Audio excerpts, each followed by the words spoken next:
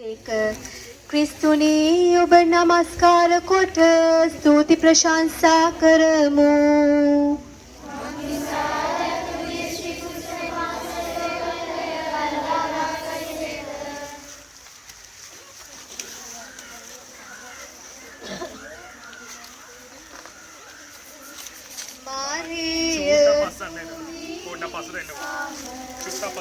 ඒක කකුල් පාගන්න නැතුව යන්න.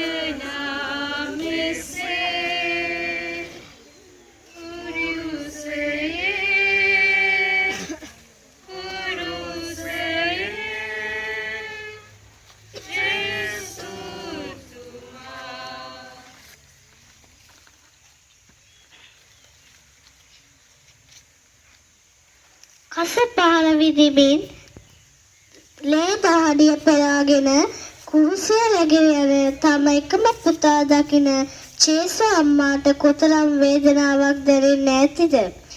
දේව අනුහසින් ලැබූ තම එකම පුතා අවුරුදු 33ක කාලයක් ආදරයෙන් රැක බලාගත් පුතා වෙන දුක දැකලා දේව අම්මාට හුඟක් අසාධාරණ වෙලා දේව අම්මා මේ සියලුම දුක් වේදනා තම හිතේ තියාගෙන දෙවියන් වහන්සේගේ කැමැත්ත ඉටු වීමට කැමැත්තම ඉඩ දුන්නා.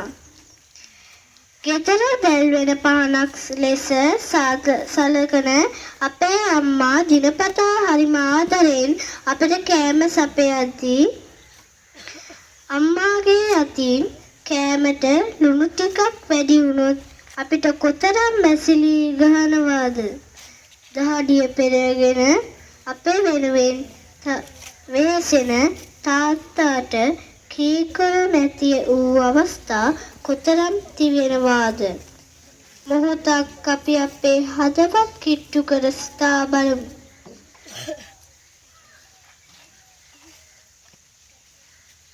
ආදර දේව අම්මේ පුංචි අප මුණ වෙන ජීවිත අරගලවලදී අපටත් ඔබතුමිය මෙන් දේව කැමැත්ත දැඩි ඉවසීමෙන් යුතුව එසේ කියනට අවශ්‍ය ධෛර්යය ලබා දුන මැනව.